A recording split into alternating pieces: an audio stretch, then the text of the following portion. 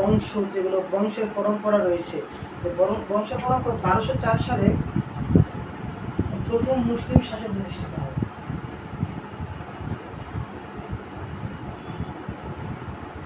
প্রথম মুসলিম শাসন প্রতিষ্ঠিত হয় 1204 সালে। তার পূর্বে হিন্দু রাজা, বিভিন্ন বংশের বা সনাতন ধর্মের রাজারা ছিল। 1204 সালের পর থেকে আমাদের সৃষ্টি, 1204 থেকে 1947। তার পূর্বে আমাদের রয়েছে 1757। তার পূর্বে যেগুলো রয়েছে সেগুলো সম্পর্কে একটু বলি, যে 800 শতকের দিকে বা বঙ্গোপসাগরের দিকে বিভিন্ন বংশধররা ছিল, যেগুলো মুঘল রাজ্য, এই টাইপের রাজ্যগুলো, গুপ্ত রাজ্য, দ্বিতীয় চন্দ্রগুপ্ত, এগুলো নাম ছিল।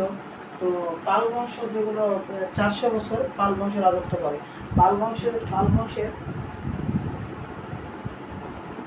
শ্রেষ্ঠ রাজা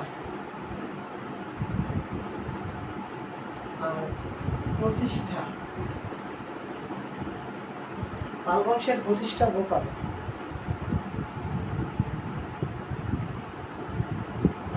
পাল বংশের শ্রেষ্ঠ রাজা ধর্মপাল। পাল বংশের শ্রেষ্ঠ রাজা ধর্মপাল। এরপর আসে দেবপাল, তারপর আসে রামপাল, তারপর আসে মহিপাল। এভাবে সিরিয়ালে পাল বংশ আসা। পাল বংশের ধ্বংস হয় শেষ রাজা মদন পালের কারণে, অর্থাৎ তার মদনারির কারণে তার পাল বংশ কি হয়, ধ্বংস হয়ে যায়। এই হলো পাল বংশ। পাল বংশের পর আসে সেন বংশ। সেন বংশ রাজত্ব করে। সেন বংশের শ্রেষ্ঠ রাজা সেন। শ্রেষ্ঠ হচ্ছে বিজয়। শ্রেষ্ঠ রাজাকে বিজয় সেন। এরপরে এইভাবে সিরিয়ালে আসে সেন বংশ। সেন বংশের শেষ রাজা ছিল হচ্ছে শেষ হিন্দু রাজা হচ্ছে লক্ষণ সেন। লক্ষণ সেনের 2টা ছেলে ছিল, তারা একটু ভয়ভীতির কারণে তারা কয়েকটা রাজ্য দখল করার পরে ভয়ে পালিয়ে যায়।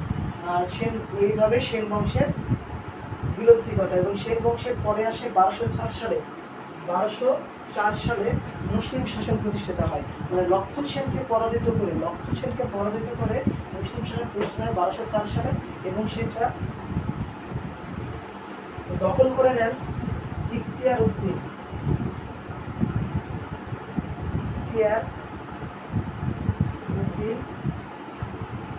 মোহাম্মদ বিন বখতিয়ার খিলজি, এটা একজনের নাম। তো 1204 সালে লক্ষণ সেনকে পরাজিত করে দখল করে নেন ইখতিয়ার উদ্দিন মোহাম্মদ বিন বখতিয়ার খিলজি। সে দখল করে নদিয়া। ভারতের নদিয়া। এবং সে ছিল তুর্কি সেনাপতি।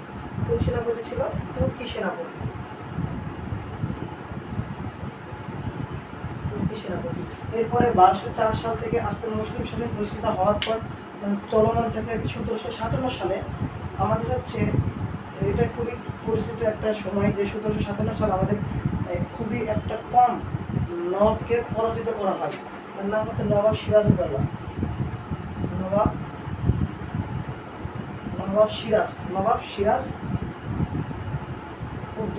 তো নবাব সিরাজউদ্দৌলাকে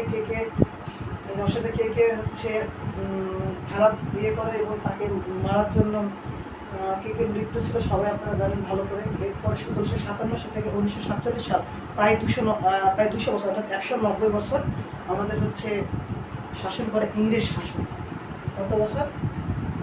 200 বছর আমাদের ইংরেজরা শাসন করে। ইস্ট ইন্ডিয়া কোম্পানি প্রতিষ্ঠিত করা হয় এবং বিভিন্ন কোম্পানি প্রতিষ্ঠা করে এবং আমাদের বাঙালির ওপর থেকে শুরু করে তারা অনেক ধরনের জিনিস লুটপাট করে নিয়ে যায়। 200 বছর বা 190 বছর আমাদের শাসন করে ইংরেজ শাসনেরা, অর্থাৎ ব্রিটিশেরা। তারপরে আসে 1947 সাল, এবং 1947 সালে আমাদের দেশ ভাগ হয়। 1947 সালে কি হয়? দেশ ভাগ। 2টা দেশ হয়। দুইটি দেশ হয়, একটা ভারত আর একটা পাকিস্তান। ভারত আর পাকিস্তান কি হয়?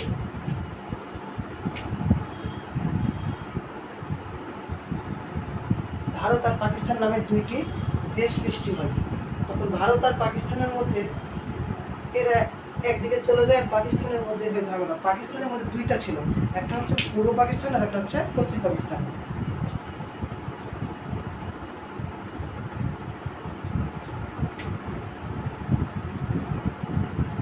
পূর্ব আর একটা হচ্ছে পশ্চিম।